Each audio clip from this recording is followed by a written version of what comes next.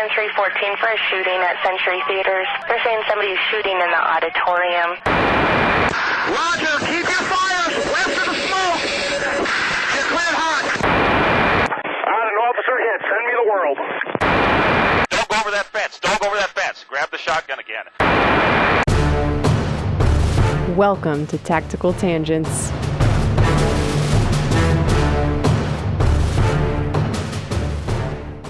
Welcome back to Tactical Tangents. This is Mike. This episode is brought to you by Loa Boots. Start your day off on the right foot with footwear that was designed for those who stand relentlessly in the face of adversity.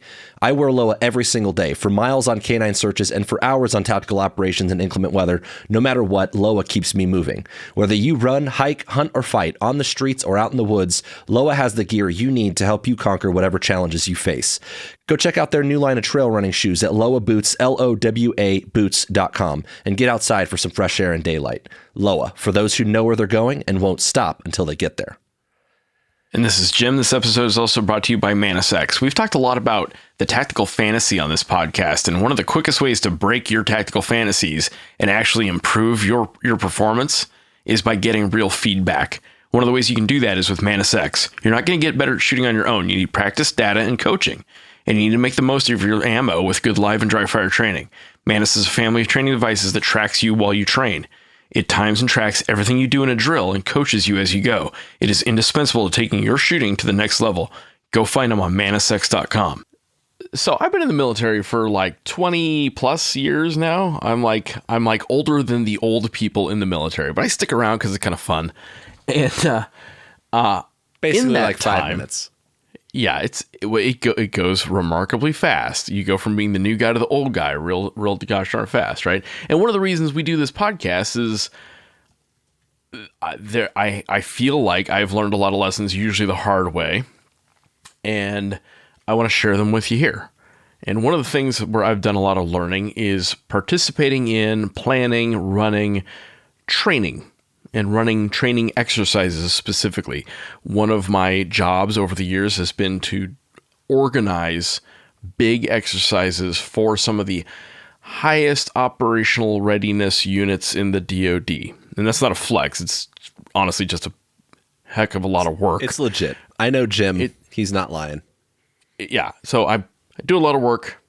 And one of the funny things about that is it's a lot less about training and a lot more about money and resources doing those big exercises and getting everyone in the same room at the same time. Yeah. Part of the money and resources is one thing, but also finding a spot in the schedule that works. Yeah, exactly. Finding a spot on the planet to do it, finding a spot on the schedule to do it, getting people in the same room, especially in a place like the military, which is U.S. military is very global in its thinking. So sometimes we have to fly people all to one place to do the thing. And that alone, just to have the meeting to do the exercise costs a lot of money. And even if we VTC it or whatever, still a lot. It's complicated. And I have found that even in the military, even in offices that run exercises as their role, as their mission. What is it you say you do here? Yeah, I do exercises. What, you exercise? You do PT? No. More than that. There tends to be some misunderstandings about what exercises even are, like what they're for, what drills are, and what they're for. And these misunderstandings make it way harder to conduct useful exercises. Right? If people don't even understand what it is we're trying to do, it's a lot harder to do the thing. And those misunderstandings also keep the training audiences, the people who are supposed to do the exercising, from getting value from them. And that induces risk, like real risk of people getting hurt in the exercise, which does happen. And also it risks our readiness, like the thing we're exercising to be ready to do. We don't get as good at it if we don't get a good exercise, right? So let's be real for a minute. Anyone who's been in the military, raise your hand if show of hands. Yeah, show of hands. If you hear there's a big exercise coming up, is that a thing you're excited about, or are you like, God damn it, we're gonna go sleep in the mud and we're gonna sit there, and all the headquarters people are gonna do a bunch of talking, and we're gonna sit there. Do you kind of groan? And in my experience, poorly run exercises and drills have like a special way of wasting time, effort, and money. They always frustrate.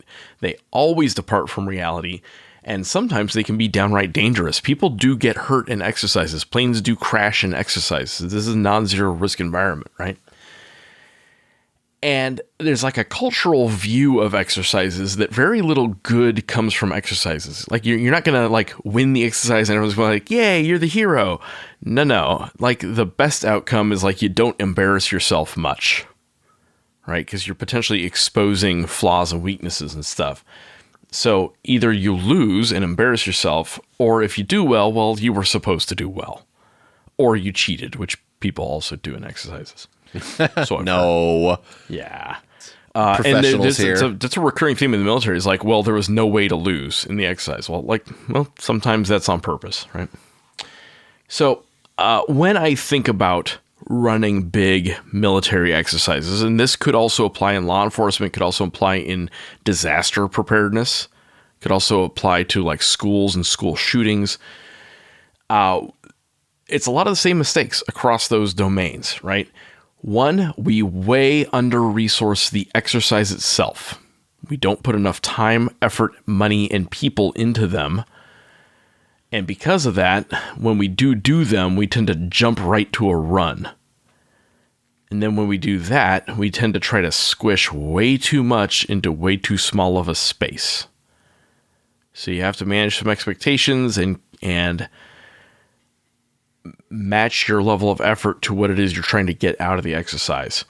One of the things that comes up a lot with these is the phrase crawl, walk, run. That sounds good. It briefs well. Oh, all right, sir, here's how we're going to manage the risk going into this exercise. We're going to have a crawl phase, walk phase, and run phase. Great. Wonderful. Comes up a lot. Lots of people talk a good game about it, but in my experience, that's actually one of the hard parts of running an exercise is how do you do the crawl, the walk, and the run. And it requires patience, discipline, and resources. And by the way, those three things are like most people don't have that to dedicate to an exercise. So I need you to take some time with that. For example, before you do the big blowout exercise, do a walkthrough with all the players. Do a dry run. Do a day iteration before you do the night iteration. Do dry fire before you do a live fire. That's not just a risk management thing. That's also to like make sure people get everything they can out of the exercise. And you might actually find that some of those early events, that's where you do a lot of the learning. One of the problems though is that like crawl and walk get really tedious, where we're just going by the numbers and just going real slow. And a lot of the time when you're in the lowest echelon of whatever the organization is, you're just kind of sitting there getting like waiting to be told what to do. And that blows, right? So often at some point we hit like a time and attention span crunch and we end up just skipping over stuff. So this balance, this crawl, walk, run thing, and I've experienced this in my own way as well. Jim talks about it from a military perspective. On the public safety side, there's a lot of things at play, right? Like on one hand, if I'm taking a new guy, like a new SWAT guy or a new police officer, and I'm trying to get them up to speed, there's a pace that they can keep up with. And there's a pace that I need them to maintain. And then there's like somewhere where growth has to happen, right? Those are different things. The other place I see this is there's a big disconnect between like Jim talks about like the echelons of this. And let's say that I am putting on an exercise. I want to put everything together with a hostage barricade, like a terrorist takeover kind of thing, where I've got the negotiators out there and the bomb squad out there and the SWAT team out there and the patrol people out there and all these things. Well, the SWAT piece of that, like we put all these pieces in place And there's little elements of that where we can kind of build on, information gathering, intel gathering, and we can have the negotiators buy us time, and we can do all these things to, get people in the right place to see the right things and all that. That's great.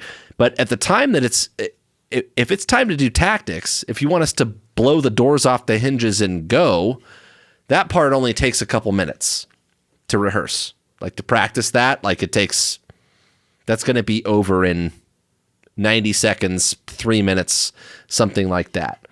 And so when you do an exercise like Jim is talking about, what ends up happening is we spend 3 hours out there while everything gets figured out and the command people wrap their head around shit, right? Kitted up, sweating. And now, and we're standing there behind a, piece of armor, sweating our balls off in kit and like maybe a gas mask, waiting for someone to say, okay, go, So this balance thing there's a lot of layers to it, but when it comes to scaling our training and our practice and the rehearsals and the whole crawl, walk, run thing is a lot of times people talk about that, but they never get past the crawling. They use that as an excuse to fall back to that lowest common denominator type training that we've harped on 1,000 times.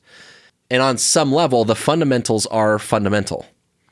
Jim talks about, Jim talks about doing the day iteration before the night iteration. Because if you could do it during the day, then really doing it at night, not that hard. And same thing if you do it, what was your other example, Jim? Oh, live fire versus dry fire. Yeah. Taking those individual tasks is fine, right? Like you have to consider that distinction. The drills, the parts that we can rehearse and we can break down into little components versus the full scale exercise picture. And you can't just do one or the other. You have to do both, but finding the balance between the two is the challenge. And that's what we have to figure out how to blend those things together. Yeah. So when I consider the purpose of exercises, why we're doing this in the first place, my goal when I run an exercise, I'm trying to close the gap between enthusiasm, what we think we can do, and capability, what we can actually do. That's my goal. Along the way, we're trying to evaluate our readiness for a contingency. Can we handle this type of event, right? We're trying to develop a common understanding across the organization of expectations. And Mike and I talk a lot about implicit guidance and control and the OODA loop and having people, when they get disconnected, do the right thing anyway, even when they're not getting immediate commands and direction, right? How do they have initiative? The way they do that is they know what the other echelons are doing and what types of decisions they're trying to make. Solve your boss's problems. Solve your boss's problems, right? We're trying to find our gaps. We're trying to find our friction points. Here's a clue. It's almost always calm. We're trying to find bad assumptions. Well, we thought this was going to work, but it turns out it really doesn't work. Or we thought we were going to have support, but we really didn't have support, right? And also figure out where we need to direct resources to close those gaps in the future. So ultimately, we're trying to figure out where to put money, where to put investment, or in sometimes training hours. Okay, well, it turns out we're really good at this, but we're not as good at that. So let's work on that, right? So this is true, like I said, in military exercises, school lockdown drills, disaster training, and it's time to get it right. I'm on a big school safety kick. I've spent the last couple of weeks doing some research on school shootings and trying to get my head around what the data says. So I'm going to give a lot of this discussion to you in the context of school shooter drills. In fact, a lot of the inspiration for this episode came from a book called Lockdown Drills by Jacqueline Schildkraut. I have been very disappointed by a lot of the books that I've read on this topic. I've been very disappointed by a lot of the research that I've seen on this topic. So far, she's the one who's impressed me the most. And I actually hope we get her on the show here soon. I think she did a really good job trying to tackle this topic. and gave me some insights that I apply even in military drills. So one of the things that she explains in her book is that schools confuse what you do in a drill versus what you do in an exercise, and they end up getting it so confused that they end up traumatizing the teachers and the kids and the cops and the administrators. Well, and like, this is the problem, right? Is context matters. Mm-hmm. And so the tacticians out there, the military guys, the cops, the public safety people, they're all about reality-based training and exercises and tabletops and whiteboards and scenarios and tactics and all of that stuff. This is a foreign world to them. Yeah, the type of personality that teaches third graders well is not the type of personality who's like speed, surprise, violence, action, right? Like they're way different people, right? So what's the guy's name on Instagram? I can't remember. Punch out, go to work. That guy? Yeah. Punch out, go to work. So, love him. So love that guy. You're like, we're going to run a drill and teach the teachers, and you start walking through a classroom with an AK-47. Like, maybe that's not really what we needed. One of my team leaders recently, well, not that recently anymore, maybe a year or so ago, they had a call. It was a guy that supposedly was claiming he had a bomb, and it was a dude with like a backpack at a school. And it was this big, big event. And obviously patrol gets there first because that's a patrol problem before it becomes a SWAT and an EOD problem. But he got there because he just happened to be on duty and showed up. And he was trying to give basic instructions to some of the school staff. Like, I need you to go do X and then do Y. And they were completely overwhelmed. And it was one of the things that it was a light bulb moment, because if you haven't experienced that and you're like, you don't understand how freaked out, like they're in the black. They have no concept of reality when you're like, I need you to take this group of students and get them from here to over there. Do that right now, right? Like, they're just completely overwhelmed. But they live in a different world. You have to wrap your head around that. And so I'm in the process of trying to wrap my head around this, came across this book, right? This Lockdown Drills by Jacqueline Schildkraut. I think she understands it the way I understand it, and I'm learning from her what she's saying. One of the things she talks about is like, look, we need to slow down a little bit.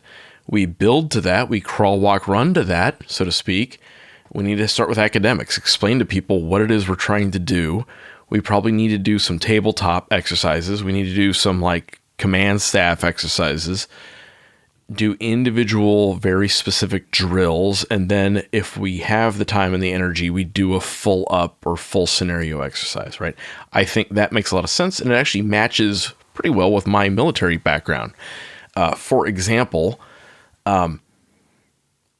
we have different levels of exercises in the military. There's the level at which tactical units go do an exercise where they do dedicated mission task training. Like if you're an F-16 unit, you practice deploying as a unit and doing your F-16 stuff, right? Strike and air to air.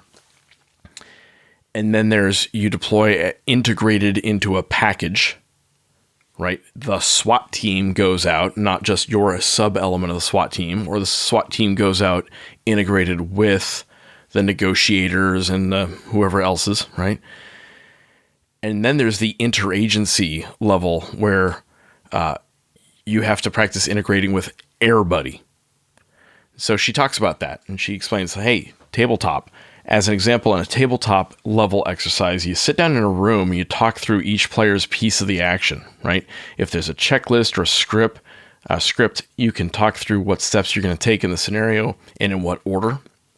The goal of a tabletop exercise, I abbreviate that as TTX, is to like level the bubbles. So everyone knows what everyone else is doing, and it's a chance to talk through options, decisions, concerns, and to sort all that out in a zero chaos, zero risk classroom environment. Jim, can you help us understand level the bubbles? It's a saying. It means we all kind of understand each other.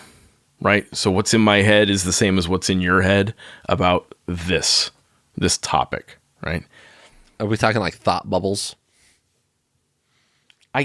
Maybe, I don't know. We might have stolen it from the Navy. I picture like literal bubbles. Maybe it's like the bubble in a level. I don't know. It's the military. It's how we've always done it. We call it level the bubbles. I was not prepared for these questions. I was legit curious. I don't know. No, it's a valid question. I'm gonna go Google it after this. One variant of a tabletop exercise is a rock drill. That's ROC. For the first 10 years I was in the military, I didn't know what the hell it stood for. I thought it meant put rocks on a sand table. ROC is rehearsal of concept, where you have every maneuver element, every leader of every team stand up and explain this is my task, this is my purpose, this is where I'm going, this is how I'm getting there. And that's a very Army thing to do, but what it gets you is leveling the bubbles of syncing everyone at the tactical level. So you don't have to be like, what are you syncing? You already know what they're syncing, right? So especially if you know exactly what it is you're trying to go do, doing some sort of a rehearsal where you just stand up and explain what you're doing to everybody else, that helps. The next level up from that is a command post exercise or command team exercise, CPX. That, in my experience, is when you get the commanders and the staffs in a room, preferably the actual, in their command centers or their operations centers or dispatch centers. And you go through the motions of everything but what the fielded forces are doing. And one of the beauties of this is that way you're not making everyone kit up and go stand at the armor for 5 hours, right? But you do everything else as though they are doing the things they're supposed to do. The goal here is to help commanders, the people who actually have to make the decision and accept the risk, figure out what decisions they will need to make and help their staff, the people who are there to inform them and help shape their decision making, figure out what information the commanders need to get in order to make those good decisions.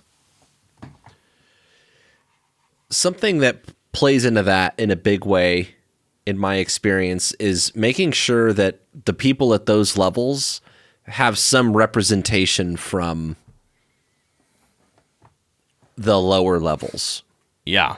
Right. You need a couple of those guys in the room, right? So in terms of friction and the decision-making that's going to happen is the commanders might assume that the SWAT guys are just going to do X. Or they're just going to do Y. They just, I don't know, that's just what SWAT guys do, right? Whereas, we might have to explain to them, no, you don't understand, sir, right? That's going to take a minute. Yep. That doesn't just, the explosive breach doesn't build itself. We have to do some math, and we've got to, tape that thing to the door. And so there's a whole bunch of stuff that has to happen first, or whatever. So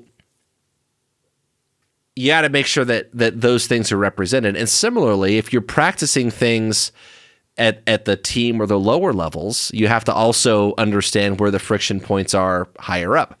If you want to be able to sell or advertise, in a sense, for the things that you want to do, you need good representatives to go to these command level exercises and say, hey, these are the things that we're going to think about. These are the questions that we're going to ask. This is the info that we're going to want. And so that two-way flow of information is a really big deal when it comes to these different levels of, because a tabletop or a whiteboard exercise, it sounds really good in theory, but if you don't have the right people at that table or on that whiteboard, then you're missing a big part of this, right? And they can be very effective. And quite frankly, they can save a lot of people a lot of time. And money. Yeah, and money and everything, and just sweat and tears. Frankly, when you're thinking to yourself that we're going to do this half day, full day exercise, you could go do a tabletop over the course of an hour or two and actually get a lot of stuff done if you have the right people sitting at that table.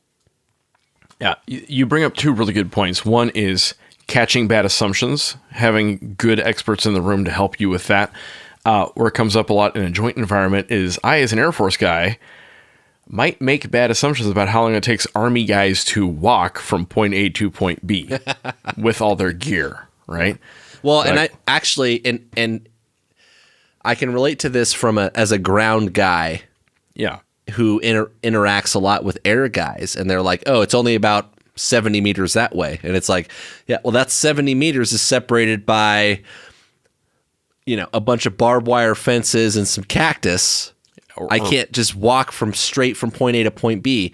It's not that simple, right? Yeah, or a minefield or IEDs, whatever, right? Vice versa, the air thing. Like, I might advertise I can carry, 64 fully loaded paratroopers in my airplane, except when it's hot, right? And that changes the performance of my aircraft, or except when I need to take off with full gas tanks in order to get you all the way to the objective. Right.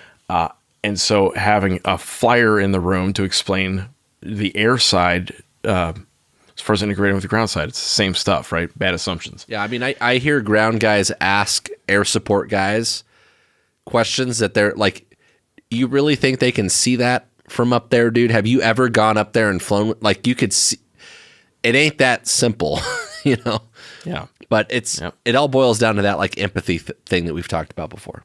Yeah. And the next level up is a full up exercise. There are a lot of different names for full up exercise. I would call it a MRX, a mission rehearsal exercise. You might call it a FSX, a full scale exercise. I don't care what you call it, but that's where we all get dressed up and we all go do the thing, right? Whatever that thing X, is. Y, and Z, 1, 2, and 3. Yeah. Do the things.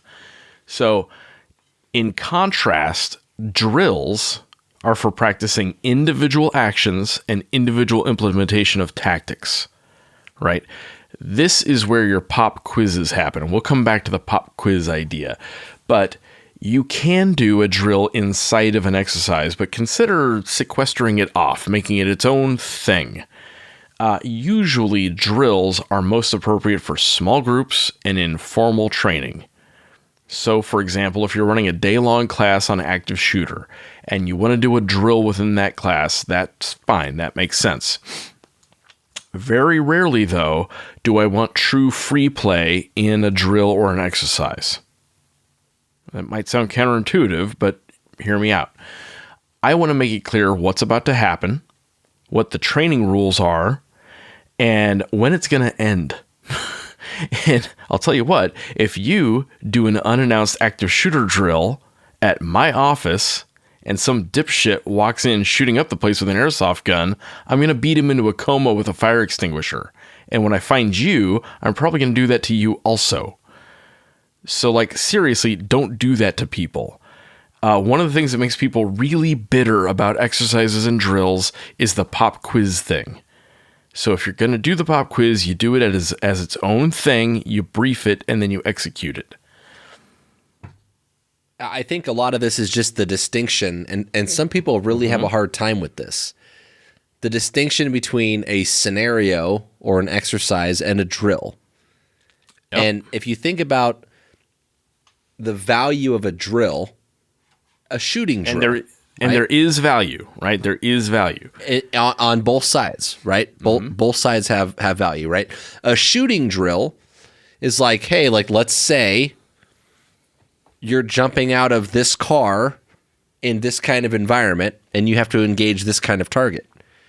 That's a drill, right? I don't need to, I'm not trying to make believe my way into this thing. I'm just saying, like, hey, this is the situation in this setting, right? Like, dismount, draw, shoot, move, communicate, cover, concealment, whatever, right? You're trying to isolate certain pieces of this. It's also about rehearsing the things that you want to occur a certain way. So certain way a malfunction might happen. In Jim's world, an in-flight emergency might happen, right? If you think about kids doing like a fire drill or an active assailant drill, these are the things that give the staff the opportunity to say, okay, kids, we're going to do this just like we practiced. And it takes some of the thinking out of it, and it gives you the opportunity to insert a routine or a script to occupy the space that is going to be filled with panic and fear and whatever else might get in the way of this. So if you know that, all right, there's an exercise part of this. If there's an active shooter, there's all these things. There's a public safety side, there's a fire and EMS side, there's a police side, there's a school staff side, there's a school safety side, there's a multi-agency side. But what do we want the kids to do? Today, we're going to focus on what we want the kids to do. And we're going to drill it just like this so that on that day, it's not the first time they've ever done it. Okay, kids, everyone line up. The teacher might be more scared. They might sound a little bit different. The time and the pace might be a little bit more different, but it's going to look approximately like this. That's the point of the drill. That's very different than the big picture. Yeah. And to bring it back to a kind of a flying perspective, even in flying, we practice emergency procedures all the time, and we specifically drill those procedures. Sometimes we do that in a simulator, but when we can, we do that in an actual airplane, right? If I'm going to do that on a training flight, we specifically brief it to the crew. The briefing sounds something like this. There will be simulated emergency procedures on this flight. Any emergency procedure will be prefaced with the words simulated, simulated, simulated. If we have an actual malfunction during the simulation, we will knock off the simulated EP and clean it up, and we will handle the actual emergency as a crew and bring it to a logical conclusion.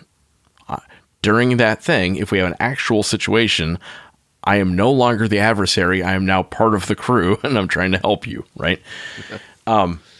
We also brief training rules, like a minimum altitude. We're not going to go any lower than this. We also explain that anybody at any time can call a timeout or a knock it off and like turn off the scenario, right? And that's an important safety thing too. So like I said, I was reading this book by Jacqueline Schildkraut, the school lockdown drills book, and I thought she did a really good job explaining kind of the differences. And one of the things she pointed out was there's a Department of Education guide to high quality school emergency operations plans. Well, gosh, we should probably read what that guide says. We paid all these tax dollars for the Department of Justice and Department of Education and Department of whoever to do all this research. Let's take advantage of it, right?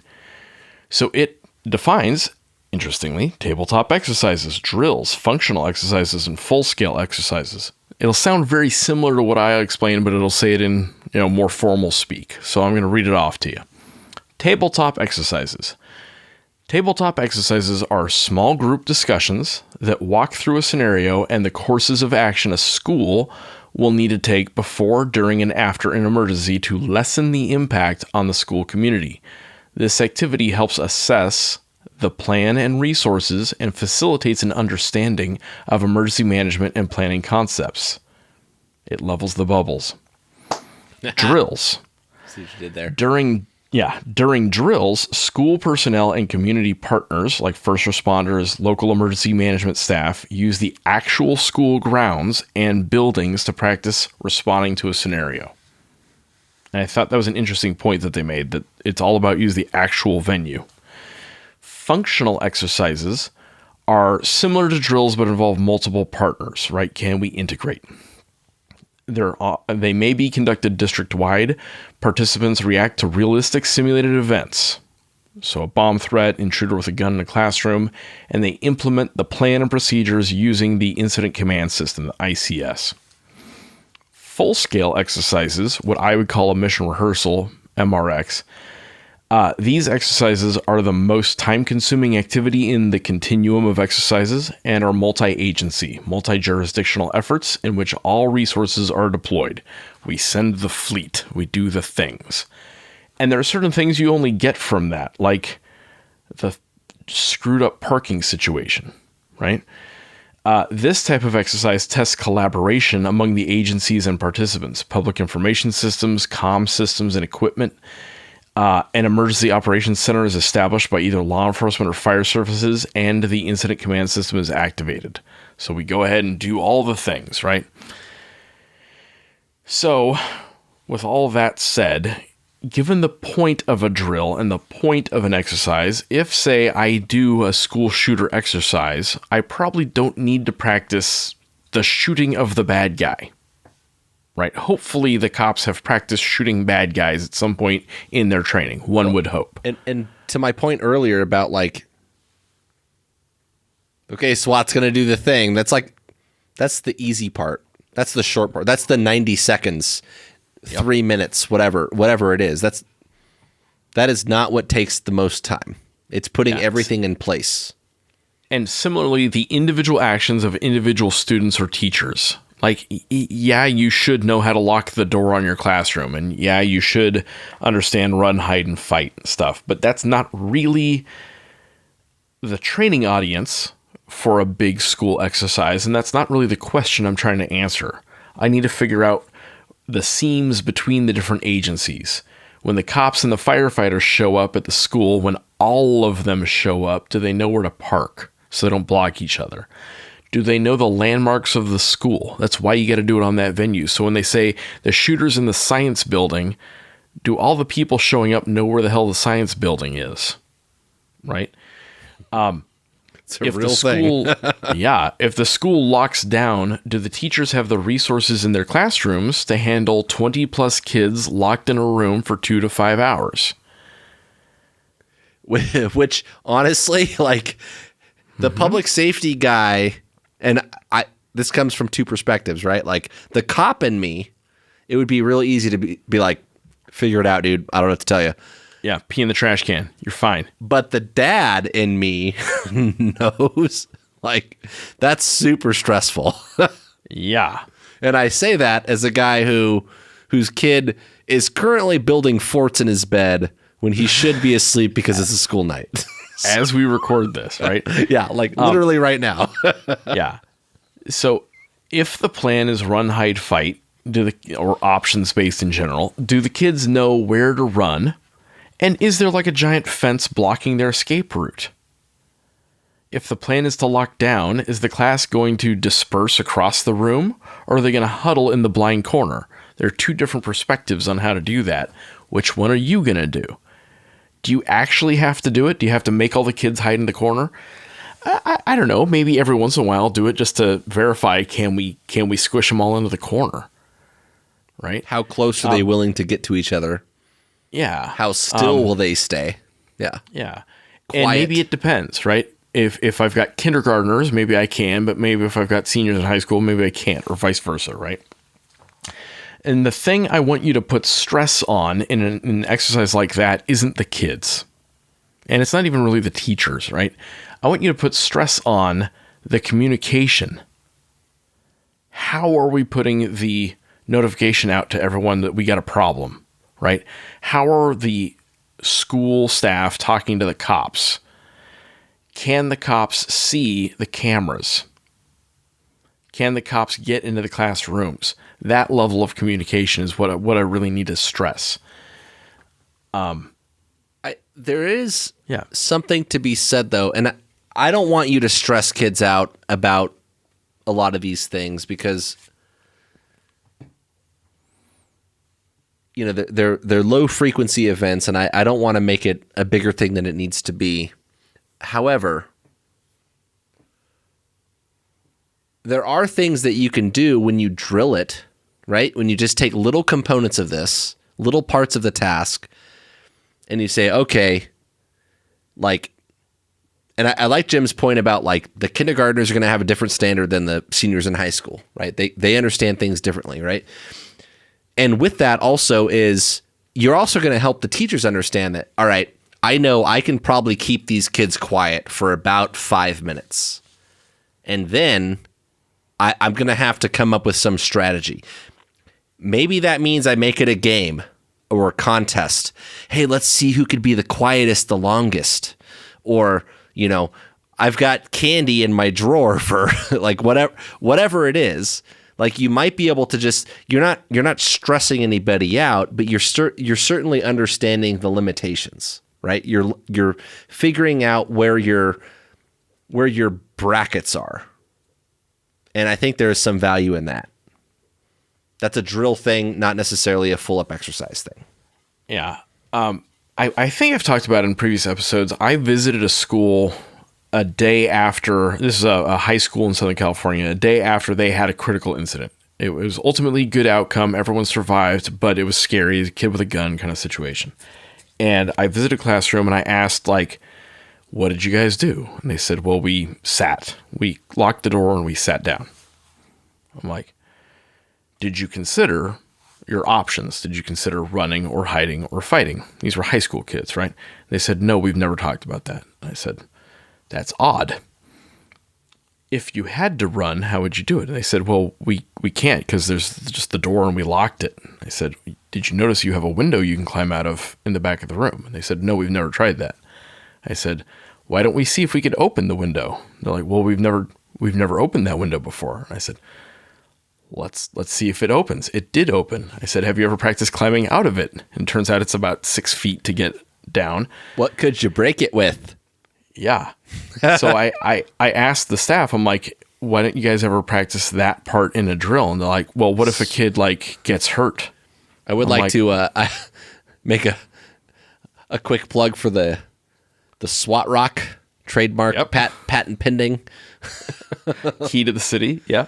Like you could literally, I mean, and I'm serious, like if you're a teacher and you drill something like this and you're like, what would we do if? And you're thinking about those kind of solutions, right? You could go find a goddamn river rock in like the parking lot or something. Yeah. And put it under your desk and just be like, hey, that's there in case I got to smash that window. It doesn't have to be a fancy tool. Yeah, or a fire extinguisher. Funny thing about fire extinguishers, where I grew up in California, every classroom had a fire extinguisher in it. I just assumed that was like a part of every classroom. I now live in a different state where they don't have to have one in every classroom. They have one in every hallway. Right? So that's not a tool available to the teacher to handle a situation like this. I asked the teachers, like, well, would you consider running? And they said, no, we have a big fence around the whole school. If the kids run, they're just going to run up against the fence and get stuck. So a recurring theme in a lot of these exercise discussions is where do we put in the pop quizzes? Where do we put in the plot twists? And you see some really funny aspects of human nature, like, oh yeah, we can really hose them if we do this. Like, you really don't need to do that. Yeah, and egos and like temper. And I'm going to teach them a lesson. I'm going to throw them a curveball. Show them how big my dick is. Yeah, and specifically, I would offer the bigger the audience, the less of this you should do. In my experience, we way overdo the pop quizzes and the plot twists. We probably don't need to. Overdoing them, and also overdoing the grading, like, I gotcha, you messed that up. That leaves the training audience with a negative impression of exercises, and it makes it harder to do exercises. So you're just burning your own readiness when you do that. That's how you get horror stories out of schools. Like I said, trying to run realistic active shooter drills that mostly just scare the shit out of the students, traumatize the teachers. Like, we're not winning when we do that. No. So don't do that, right? You should be leaving your students and the people who the participants, whatever that is, right? Leaving with the feeling of like, okay, I learned something. I got this. We can handle this. That should be the lesson, right? And you use that mindset, like that frame of reference, to build on their capability, right? So the next one you make maybe just a little bit more challenging, right? But you want the mentality to be, hey, this was worthwhile. This was worth my time. I could get better at this. Like, that's the whole point. Yeah. Next thing to consider when you're developing an exercise is splitting up what is real and what is not. What is exercise and what is actual. And that might sound really obvious to you, but you gotta level the bubbles and make sure it's really obvious to all of the participants and all the surrounding agencies and casual observers who see you doing your reindeer games, right? They need to know you are doing a training event. Too many exercises have been mistaken as real. This is written in blood, okay? You may need to literally fence off the training area. You create a playground and you do the training stuff there, right? One example of that, I want you to Google Robin Sage police shooting. We'll link to it in the show notes, but there was a fatality in training and the base formerly known as Fort Bragg, now Fort Liberty. Special Forces qualification students were out doing their big top-off exercise at the end of their program. It's a immersive exercise all over the place out in society. They were pulled over by a local deputy sheriff. They tried to bribe the deputy sheriff with like exercise money, Monopoly money. He's like, what the hell is this? Goes back to his car, starts reading it in. He can hear the students say the words, "We're going to have to kill this cop." He sees them get out of their truck, get their rubber duck M16s out. In that amount of time, he has unloaded on one of the students and pepper sprayed the other with one fatality. Shitty deal. And also, from my perspective, not his fault. Right? We, the military, set everybody in that situation up to fail because we failed to communicate and we accepted a lot of risk for a lot of people badly. Okay? It's one of the things about exercises and drills, if you're setting something like this up, is you own the variables. Yep. All of them. And there have been many active shooter training exercises in military bases around the world where someone didn't get the memo that it was an exercise. One in particular, there was one at Wright-Patterson Air Force Base where the cops go into the hospital, they come up against a locked door, so they shoot the lock. Well, at that point, it's a real shooting. And then we have, is this real, is this not, right? And it just kind of snowballs. We'll link to that story also in the show notes. So speaking of exercise or actual, this is a good time to talk about the unrealisms in any exercise. Anytime we're running an exercise, we're going to have to divert from reality, right? Some of that is for safety. Some of that is for operational security. We don't want to tip our hand about what we're really going to do. Some of that's for resources. It just costs a lot of money to do some of this stuff, right? Or time. Yeah, like... Yeah.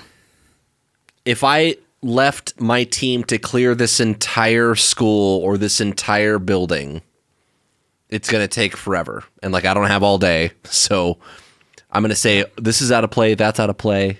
Tape stuff off. Yeah. Which is a perfectly fine thing to do, right? Yeah. Unless your whole plan is predicated on how long it takes to clear a building, right? Yeah. Classic example of this from the Air Force is if we think we're under threat, we'll tend to try to revet our buildings, as in stack a whole bunch of sandbags outside of our buildings, right? So in an exercise, we could practice. Yeah. In an exercise, we could practice stacking 85,000 fucking sandbags around our ops building, right? To help harden it. It's going to be fun. But if we did that, we would take up all the time and all the money allocated to the exercise stacking goddamn sandbags, right? I see this. I see like the memo looking really cool. Hey guys, we're going to do this really cool exercise. It sounds super tactical. So it's gonna be awesome. People are thinking like, oh dude, it's gonna be M16s and machine guns and stuff. Yeah, nope. No. I'm carrying the sandbag from here to here, right? No, we've got 10 wheelbarrows, and 20 pallets of empty sandbags. Good luck, right? So this is a real thing. You'll go to a real Air Force base, real exercise, and you'll see like a Post-it note up said simulated sandbags. And they're saying, yeah, we acknowledge we would do sandbags here if we had the time, right? So here's the thing about that. You can simulate that. That's totally fine. But if you're banking your safety on your ability to put up 85,000 sandbags, that's your plan. Well, gosh, maybe you should know whether you actually have the sandbags. Do you have the sand? Yeah. Do you have the shovels? Which Boy Scout troop are you calling in to fill those? Yeah. And so this is a good example of like why we do exercise. It's like maybe you have the boys do it once. And after that, they say, hey, how about instead of 85 billion sandbags, we get some HESCO boxes, like the big, 5 foot by 5 foot by 5 foot big boxes, and we use a tractor and we dump a bunch of dirt in it, call it good. You figure that out in exercises, right? I like to point out that whenever we're in a scenario, we are inside somebody else's imagination.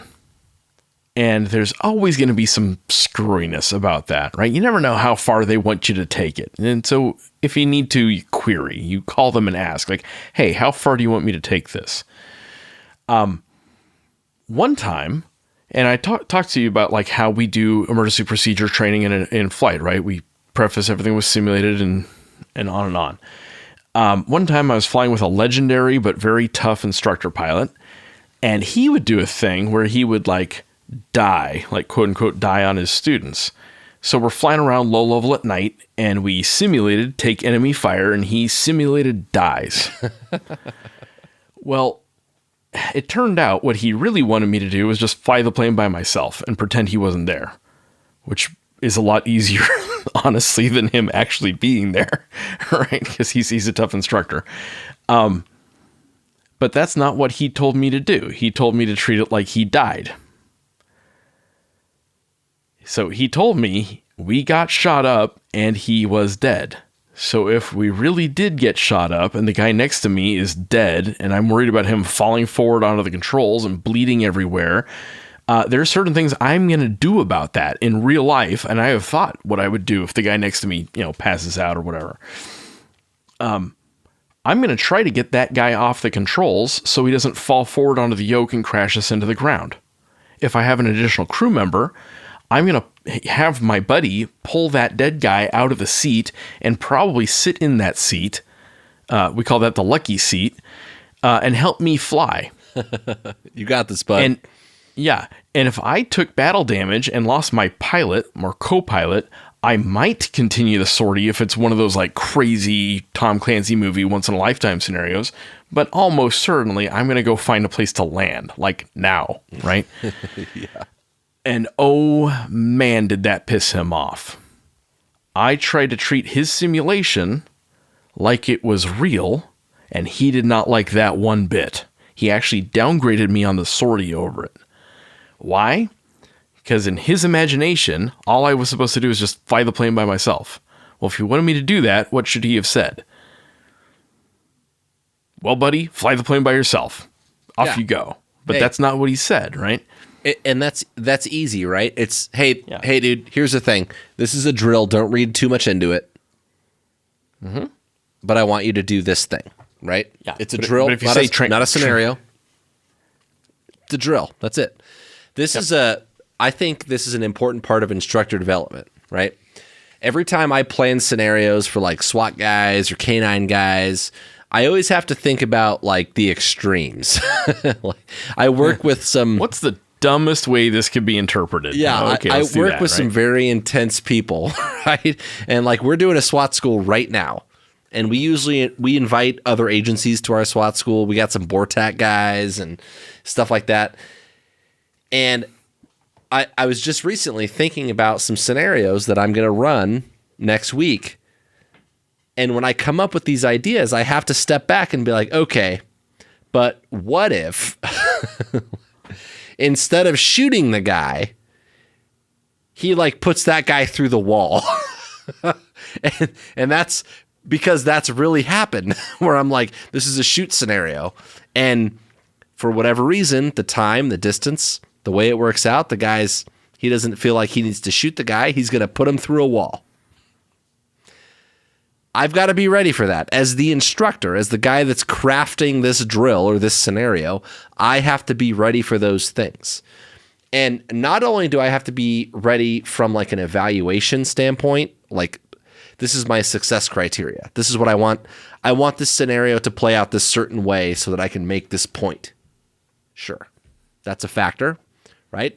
But also like my role players also need to be ready for the guy that might come in like a wrecking ball or like the Kool-Aid man or whatever and do something crazy.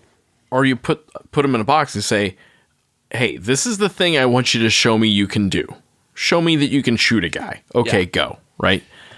Well, so yeah, I have to plan accordingly. And also, since we're on the topic, instructor development wise, not only do you have to plan for the things that the people performing the task might do, but also your role players might also go off script or not follow directions or do any number of crazy things. So the point of this is understanding that like you're the bag holder. When you're planning a drill or an exercise, you have to plan for and account for these things, right? And part of all of it is to make sure that you have a clear sense of and a clear briefing when you say, hey, this is what we're doing. This is the exercise or the drill or the scenario or whatever. What things are make-believe? What things do I want you to treat like real life, right? And that might include those times where you go, hey, like I know in these circumstances, don't read into it. I know you wouldn't normally force entry in this kind of scenario, but like today, you're going to go inside. You're going to kick the door and go. So just go with it, right? We've planned for that or whatever it is, right? You need to just kind of be able to prep your people for that. And that's an instructor development point. And that's just called an exercise inject. And you don't have to overthink it. You don't have to overscript it too much. Just tell them what you want them to do. Don't make them guess, right? Unless the guessing is the important part. If the guessing is the important part, that's fine, but probably not in most cases, right? Yeah. So like if you have a reputation as an instructor, like, or if I'm putting together a scenario, you'll get people that want to game it, right? So they're going to run the checklist. They're going to be like, okay, well, can I do this? Can I do that? Is this available? Is that available? Can I bring the robot? Is there a helicopter? They're going to run through every possible goodness thing. In that. Yeah, but get with my program and do the thing that I want you to do. So I want you to be thoughtful about how real you want to make your exercise, figure out where your lines are between real and not real, and try to make sure everybody playing understands how real you are trying to make it. Don't assume all the players know the boundaries. When they start making real phone calls and real radio transmissions, other non-players might hear them and might answer and might respond. We've talked about this in many episodes, right? The Maui fire. There was the false missile inbound notification that went out across Hawaii a year or two prior, right? As you're designing an exercise, I want you to think about the life cycle of an exercise. There's a process to deliberately setting up an exercise. Think about concept development. That's where you got to sit down and figure out, what is my scenario? What's my training audience? What question am I trying to answer with this exercise? That will help you kind of scope everything else. And then you start initial planning. You get everyone in a room, all the stakeholders, and you say, who's playing? What do those players need to get out of the exercise to call it good? What are their desired objectives, DLOs? And how do we scale and scope this? Make it appropriately sized based on the budget and the time we have available. And then as we get closer, maybe, 6 months out-ish, you do a mid-planning conference and you say, hey, what's the timeline of the exercise and where do I draw the lines between the game and reality? Right? And how long do I have and what needs to happen? Like, where are my injects in that? Final planning, I'm finalizing my script, my injects, and I'm figuring out what stimulus I'm giving the training audience and when, right? My timeline for when I'm telling them, hey, this has happened, off we go. As we get ready to execute the exercise, we should probably sit everyone down in a room and go over academics, just like, hey, this is the kind of scenarios we're trying to get ready for. This is what the rules say. Principles this is the and plans. philosophy. Yeah. The background and context, these are some historical vignettes that were very similar to what we want to get after. This is the question we're trying to answer, and level the bubbles between you and the training audience. Okay, we might call this episode "Level the Bubbles." I like it. And then you execute your exercise, and afterward, you should probably write some stuff down about how it went. We call that an after-action review or lessons learned or hot wash, depending on your mood. So as you're executing, you need to exercise some exercise control. And Mike talked about that. You're the bag holder, you got to run it. My recommendation is the boss doesn't run it. The boss has to do boss things, right? So you should be separated out, maybe geographically, from the command center or the incident command post. You should have representatives there who can help you kind of white cell, explain where the boundaries are in the game. Can you militarize white cell? Yeah. So, for example, let's say we're doing demilitarize, I should say. Okay. I don't play Dungeons and Dragons, but it's like the guy who runs the Dungeons and Dragons game, the Dungeon Master or the Skywalker, whatever it's called, right? This took a turn. Yeah. So say we're doing a school shooter exercise, right? The exercise control group, the people running the exercise, they need to also be a call center for all the external agencies that aren't playing. So, for example, school shooter event, maybe the hospital isn't playing in it, right? But maybe one of the things you would do in the exercise, you would call the hospital and say, hey, I've got 20 trauma patients inbound, warm up the blood. I do not want you to make an actual phone call to the actual hospital unless they're actually playing and they know it, right? So instead, you would call a white cell, the exercise control group, and make that simulated phone call to them. And then they might come back with, well, our hospital is closed for renovations. You're going to have to go to the next hospital down the road. And that's an exercise. That's an exercise inject. That's a curveball that now you have to deal with, right? So the people doing that, I would call the white cell. Sometimes in the Air Force, we call it ATNIS Ops. It's just Santa backwards. I don't know why. It probably dates back to Curtis LeMay or somebody like that. Oh boy.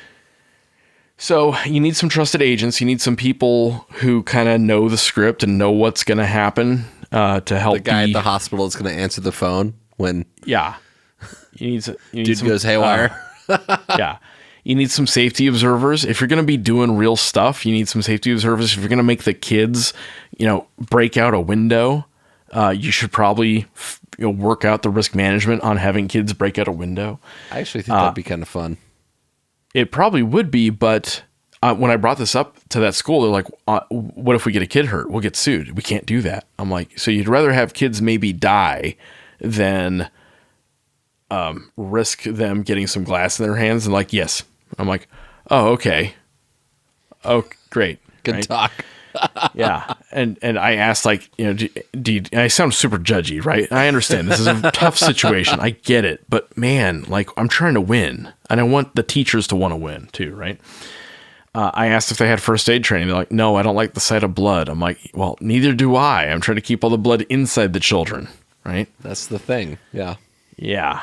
So you need safety observers. You need graders. If we are evaluating something, and we don't have to per se, but you should have some observers whose job is like take notes and figure out who is being evaluated and to what standard, right?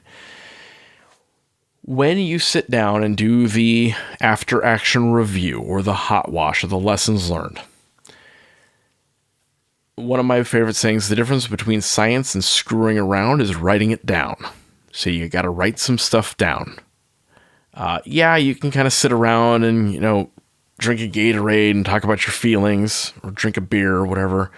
And there's goodness there, but until you write it down, you're not going to fix it long term.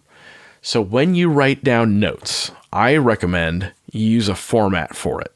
And there are lots of different formats for it. The one I like is observation, what went wrong, discussion, why did it go wrong, recommendation, what do I want to do about it, change a rule, change equipment, change a tactic, impact if not resolved. Hey, if we don't fix this, what's going to happen next time? And then internal or external. Is this something we need to keep inside the family? Or is this something we need to go tell the neighboring agencies about, right? And is it something we can control or not control? Fair.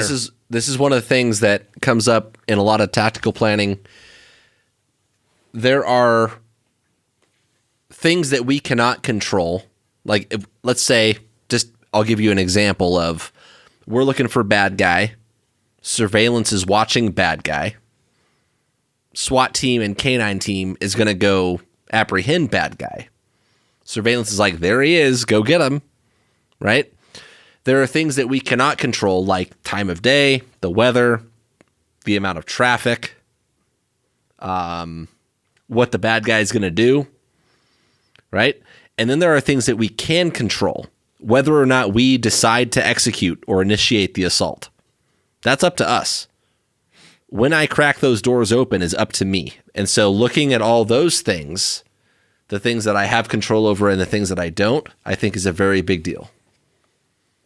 Yeah. When you have this sit down, I want you to consider who's in the room and apply some judgment and common sense to when to be brutally honest and when to be courteous and cordial. Inside your SWAT team, I want you to be brutal. When you're explaining to the teachers what they did right and what they did wrong, maybe don't tell them they fucked up. Right? It's probably not helpful to couch it in those terms. Ask the players what they thought. Ask the players what they wish they had known from the outset, both from an exercise perspective and like scenario. What do they wish they had known? Because that's a communications thing, right? Ask them what was bad about the exercise, and then ask them what was bad about the execution that's going to bite us in real life. And you might be surprised what they notice. And then figure out what tech or tactics we need to fix in the future. So related to exercises, but not the same, is the idea of war games. And war games apply whether we're talking about like military stuff or law enforcement stuff or even handling a school attack. Can I jump in on something? Yes, Michael. What you got? Before war games. Yeah. Earlier, you had talked about including some academics as part of the lead up to some of this stuff, right? True. Yes. And one of the things that I think is relevant here when you're talking about exercises and drills and all that is whatever your doctrine is, whatever your principles, the things that guide the decisions that you're going to make, this is your opportunity to say, like, did they do us any favors here? Right? If you do an exercise and your principles or your doctrine or your tactics failed you, like you need to be very critical about that, right? Because the rubber meets the road where you take this like kind of bullet point and you say, this is how we do business. And then like, this is a new scenario. We're applying it to this problem and it didn't work. The next scenario that you perform, the next drill, the next exercise, like this was today, right? But the next one's going to look different. And if it fucked us up, was it because this was a one-off? Like it's an anomaly? Or is this going to continue to fuck up, right? Like you need data for that. And to Jim's point about AARs and like writing things down is having some place where you can go back and study that and be like, all right, well, let's look at past cases where this happened. Where has this tactic or doctrine or principle served us well? And where did it not? That can help inform what you plan for in the concept development of the next exercise. Yeah. Okay. So what you want to test. We got some questions about this. Let's make that the question we're trying to answer in the next exercise. I think that will help you keep that joint cycle going. Yeah. Separate topic, but important, is war games. And when I say war games, I don't necessarily mean just war, military combat stuff. This could also apply to law enforcement, even handling a school attack type thing. The formal definition of a war games are analytical games that simulate aspects of warfare at the tactical, operational, and strategic levels. They are used to examine warfighting concepts, train and educate commanders and analysts, explore scenarios, and assess how force planning and posture choices affect campaign outcomes. Okay, cool. A lot of words there. I think that's actually a pretty good definition, but it's dry, so I'll try and liven it up for you. So to understand a war game, you need to understand two underlying ideas. You need to know what a model is, and you need to know what a simulation is. A model is a conception of a system and how it works. The OODA loop is a model. The Krebs cycle of cellular metabolism, how glucose turns into Energy. Energy, adenosine triphosphate. ATP, that's right. That's a Aerobic model. and anaerobic metabolism. Hell Talking yeah. my language, Jim. Yep. So all models are flawed, but some models are useful, right? So a model is just a conception for how things work. That's it. It could be a diagram on a whiteboard. It could be a incredibly complicated series of positive feedback loops in a systems diagram. A simulation is when you put inputs into a model and see what happens over time. The classic one here, at least to me, is a flight simulator, right? In a flight sim, whether it's a computer game flight sim or like a full up, airliner trainer flight sim, we have this cockpit modeled out in more or less real life, and we have the flight characteristics of the airplane modeled out in software. And then we let a pilot give inputs and see outputs over time. That's a simulation. So a war game is a simulation that lets you test and explore ideas. So like I might say, I don't know, I think I need twice as many soldiers in the infantry as I need tanks out on the battlefield. So 2-to-1 ratio of foot soldiers to tanks, or vice versa. Doesn't matter. Well, one of the things I could do is I could put them in a computer game and I can like see what happens.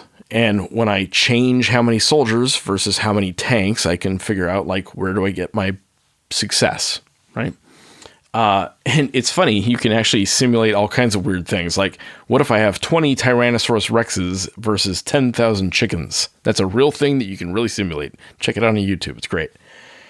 So the problem with simulations and models and war games is that even little problems with the model can give you big differences in the outcomes. So if the model sucks and it doesn't replicate real life well, you can lead yourself to some really stupid conclusions, and you will present those conclusions to the generals or the Congress or whoever as evidence-based and data-driven. Because, hey, that's what the model said, and the model doesn't lie. The data doesn't lie. Bullshit. The data definitely lies sometimes. So to be useful enough to make decisions, especially consequential decisions like whether to buy more tanks or hire more soldiers, which is going to have a dollar cost, it's going to have a lives cost, it's going to have a war outcome cost, I had better make sure that underlying model is tight to reality. And it starts by understanding the system and all the variables that impact it. What impacts what? Right? So maybe I have this wonderful model of tanks and soldiers, but it doesn't account for things like mud or buildings or terrain. Well, then I can get some really screwy outcomes, right?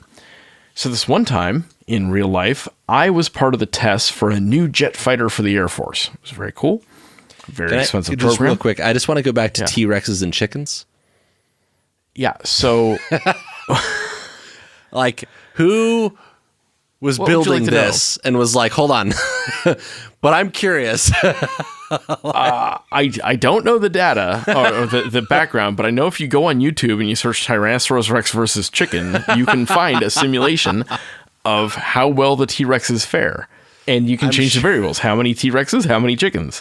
What's the critical mass of chickens to overcome the Tyrannosaurus Rexes? There's some number. I don't know if it's 1 million or 20 million. I don't know. So speaking of turkeys, I was part of the test for a new jet fighter, like a big new jet fighter, right? And Congress, bless their hearts, directed that the Air Force do a comparison exercise between the new one and the old one. So let's call the old one the A-69 tank killer. And the new one was the new hotness stealth fighter, the F-39, hypothetically. Well, so my boss, my general at the time, this was a real problem for him. Like Congress said, you will do this. You will do a fly-off. You will do a comparison between these two. And he said, well, that's great. I'm happy to do that. But depending on how I set up the scenario, I can make one look way better than the other, right? If it's a very complicated enemy radar environment, the new hotness stealth fighter is going to do great. If it is a line of enemy tanks and I need 4 hours of loiter time to hang out over all those tanks, the older tank killer is going to look a lot better, right? And even little changes in how he runs that scenario can make one look way better than the other. It was kind of a dilemma, right? So whatever model you have, you've got to test that model. And you have to make sure it's tight to reality, right? And the technical terms for how we make sure a model is tight to reality is called validation, verification, accreditation. I don't want to go too much further down that rabbit hole, or the rabbit hole that is modeling and simulation, but this matters because it decides whether we buy more stealth fighters or more submarines or hire more soldiers, right? Like this is how the military makes consequential decisions, is this stuff, right? Your tax dollars at work. Yep. But I tell you all of this to arm you that when someone presents data from a simulation or a war game or an exercise, you need to do some due diligence on how good that data really is. Where this gets hard is when you don't have a whole lot of real life data to compare the test data to, or to build the model from. And it would be really expensive to get more real data. Just as an example, every time we do a test shoot of one of our ballistic missiles, the ICBM, Intercontinental Ballistic Missile, or we detonate a nuclear bomb in real life in a test, we give Russia and China a chance to watch it and learn from it, which we don't want them to do. It also costs a crap ton of money to launch one of those in real life, right? So when we do those tests, we try to collect as much data as we possibly can on every shoot to get as much juice out of the squeeze as we possibly can. But at some point, we just have to hit the I believe button and run the test. And then we have to run the rest of the tests in a computer. Maybe I can run 20 million tests on a computer, but that's what I got to do. I'm just curious, why do we let Russia and China have a chance to watch and learn from those? Well, that's a good question. We don't want to give them chances to watch and learn, but when we do things, they do their best to watch us, I imagine. And you're just saying that running the test gives them the opportunity. Correct. We don't just do it like as part of it. Well, it's funny you mentioned that because that is actually part of the U.S. nuclear test program. Is we occasionally do live detonation, or at least we did. I don't know if we were doing it right now. And the purpose of that is to ensure the credibility of the force. Our shit works, bud. Yeah.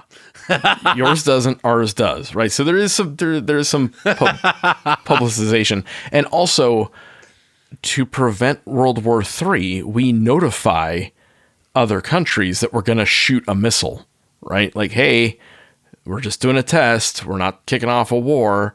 Go ahead and don't freak out when we launch this missile. So understanding exercise versus actual is a big deal. 9.5 inches. That's right. So does this whole idea only apply to ballistic missiles in World War III? No. In fact, I would argue we don't do this sort of thing enough for police or schools. We can model police movements and responses in a city. We can actually do that probably pretty well, right? And we can run war games, or whatever you want to call them, on where to put cops and how many cops to put on each shift and each geographic division to get the most bang for the buck. We can model how school attackers move through a school and get a very good idea of when lockdown is smart or when the options-based stuff, the run, hide, fights and stuff like that, are smart. War games often don't have a training audience, but they can. For example, you can let school resource officers and school administrators mess with the variables and learn for themselves what the outcome of different decisions they make are going to be in different scenarios. So they can be a teaching tool if your model is tight. Okay. Just some context. Why exercises are a big deal. If you remember, we did an episode about Desert One, right? We tried to rescue the hostages out of Iran. Didn't go well. One of the reasons it didn't go well was all the players didn't do a big rehearsal before execution, right? So the Holloway Commission, which was the big official government report on what happened with the Iran hostage rescue attempt, Actual quote out of the report said, preparation for the mission was adequate. I don't like the word adequate, but fine. It was adequate, except for the lack of a... Not our words. Yeah, except for the lack of a comprehensive, full-scale training exercise. Operational readiness of the force would have benefited from a full dress rehearsal. Command and control weaknesses probably would have surfaced and been ironed out. They would have leveled the bubbles. Right? So, kind of tie a bow on this, if you will. What I think you need to know about exercises and drills is that to be worthwhile, you need to be deliberate about them. You need to dedicate some real resources to them and talent, which means like you don't put your slow horses against the exercises. You have to put some of your fast horses against the exercises. And you need to be clear with all the players what you're trying to do, what question you're trying to answer, what thing you're trying to evaluate. Otherwise, you just make them all jaded and irritable. It helps if you know, again, your purpose. And it can be a test of the people or the gear, but the bigger and more complex the exercise, the more it needs to more generally try to answer, like, where are our friction points and where are our flawed assumptions, more than it needs to be a test. So Mike and I reached out to some other subject matter experts across the fields and said, hey, what should we know about exercises to make them good? Because as much as I feel like I have some expertise on this, I like to reach out to the people who also know. Maybe they have different perspectives, right? A couple of inputs that we got from the Hive. You want to avoid scenarios where people feel their professional or personal reputation is going to suffer by failing. Create an environment where pushing to positive failure is key. And that's a big deal. And it's a recurring theme. When we talk about drills and exercise, people, their ego gets involved. And it makes it just harder to do the dang exercise when we get like that. For sure. And no one really likes that guy who makes the scenario just unrealistic and unwinnable for the sake of it, right? Like, just to be that dude. Or if they're just known or have a reputation for setting up scenarios that are a trap or a gotcha. There was this scenario. There was a canine organization that set up. We do this annual event and we do these scenarios, and there was a group at one point historically, not recently, that did this scenario where they sent these guys in to do a building search with a canine, and it was like, oh, you hit a tripwire, you're all dead. It's like, okay, what am I supposed to do about that? Like, what? I great lesson, but I guess I'll go get a Coke then. I don't. It's not super helpful. Like, watch for tripwires. Got it. Okay. Like, and while that is feasible, it's not super helpful, right? Like, there comes a point where not every scenario is going. Like, there are scenarios where we are just not going to make it, right? Like, the goal in running exercises like this and scenarios like this should always be to build people up, to make them more confident and more capable. And if your scenario is not accomplishing that and building on their existing capability, what's the point? To show them how bad they suck? That's not helpful, right? It should always be building on those things. So make sure that your scenario is grounded in reality and on some level winnable, so that they walk away from it feeling like they've learned something and they've accomplished something. And if that means they made a mistake, that's okay, as long as they feel like, okay, I know what to do next time I see something like that. That's the key. Another input that we got from the team was Avoid underwhelming or underemphasized after action review sessions, right? That can leave a lot of training value on the floor. Identify and discuss your improved sustains, like what went well, so they're understood, and then make sure folks feel energized by the what went well. And sometimes, especially after a long, painful exercise, break out the Cliff Bars, the pizza, the Gatorade, the beer, whatever, in that hot wash. It can do wonders for like setting the vibe. Include lower level participation in that discussion, because the higher level leadership needs to hear it and get a sense of what their decisions are impacting on the ground level. Next one, you got to make sure the scenario controllers, your white cell or your exercise control group, are in control of the battle space and don't tunnel vision on one set of decision makers. There have been a couple of scenarios recently where it became like a game of checkers between the exercise controllers and the decision maker instead of a chess between the whole organization and the scenario, right? You're not trying to gotcha the team, right? I think both of those points tap into something I said earlier, which has to do with the detachment between not only reality and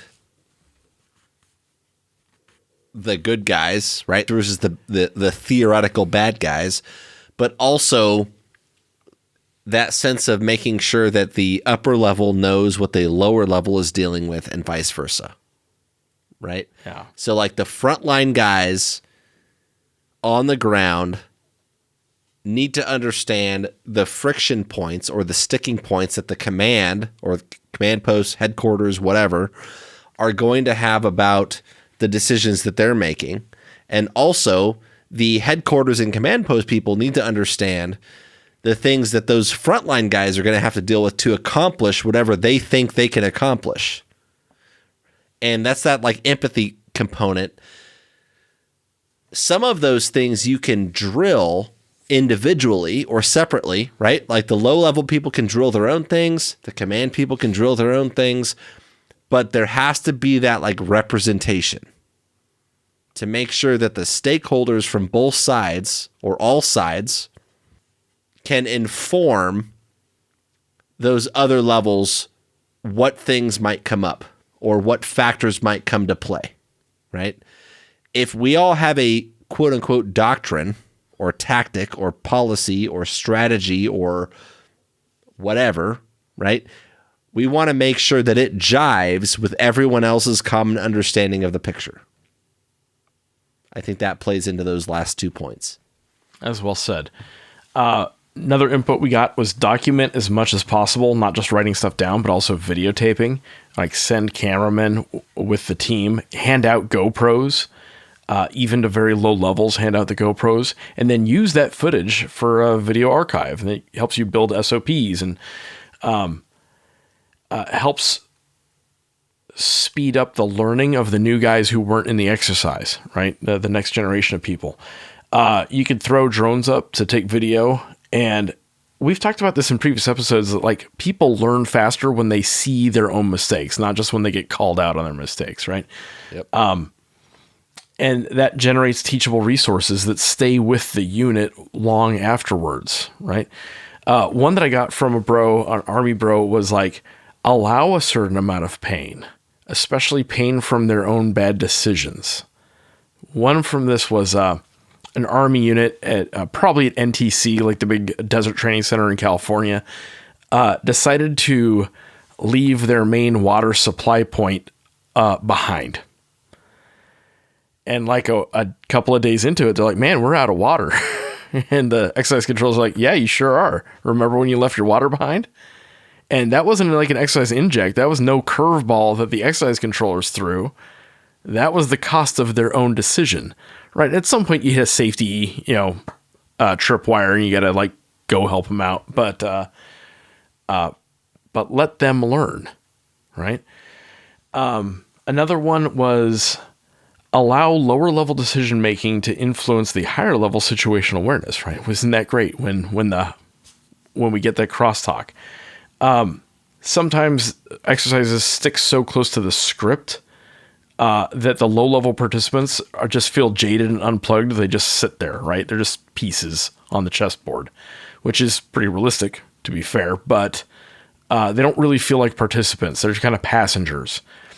So if you look for opportunities for them to actually like influence the game, you get a lot more buy-in and play. And the example that I was given by a bro was like, let the Lance criminals sneak into an observation point, right? Instead of just sitting there waiting to be told what to do or getting moved back, like let them do their thing, right? You might be impressed by what they're able to accomplish. So I think that's all I got.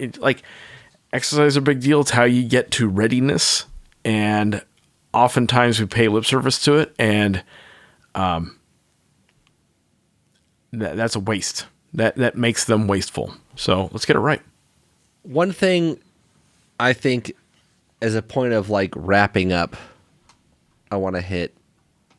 Earlier, Jim talked about like, to what level of free play do we want to allow here, right? Like, we can't just let people run amok. You're gonna scare people, traumatize people, run into like real safety problems. Fair. That being said, running like real force on force problems exposes things too. And I think a big key in doing drills and exercises is making sure that like when you're trying to plan opportunities to train and evaluate stuff like this, you get the right people in the room to say like, all right, we want to practice this. We want to pressure test this. Getting those people in the room to say like, all right, I know our tactics. If I were the bad guy, this is what I would do. It doesn't mean you make it a free-for-all. It doesn't mean you take unnecessary risk. But I do think that there is some value in challenging your assumptions and saying, if we think that the answer to our problems is X, Y, or Z, let's see if it works. Let's try it out, you know? And the way that you do that is by breaking that down into smaller component pieces. Those are your drills, right? The component tasks. And then scaling that up into, all right, how do we challenge each other in this, right? The leadership level has to challenge the lower level stuff. The guys on the ground have to challenge their bosses. So I think there's a lot of synergy that can happen in terms of blending the drills and the exercises together at all levels.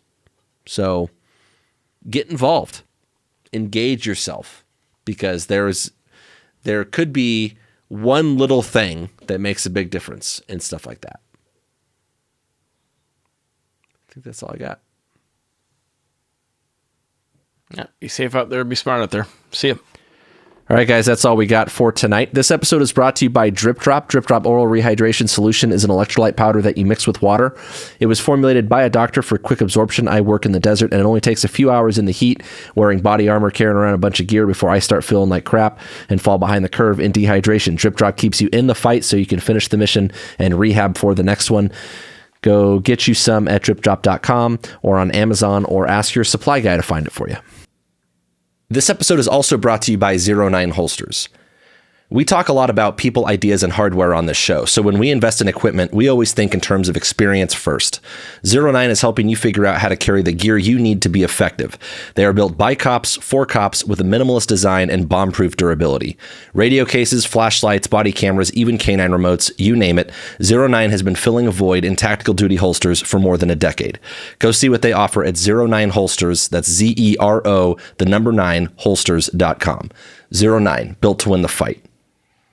Don't forget that we put out new episodes on the 1st and the 15th of every month. If you like what we're doing, you can head over to Patreon, give us $1 for each new episode. That money's going to go back into bringing you good content.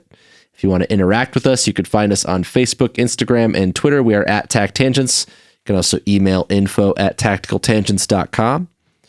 And one last thing, our Facebook discussion group We've got a little group going on Facebook. If you go to the groups tab on our page, you can join it. We've got more followers on our page than we have in the group. So I know there's some of you out there following the Facebook page that are on Facebook that are not in the group. Lots of like-minded people in there. So come hang out with us. All right. That's all we got. Good talk.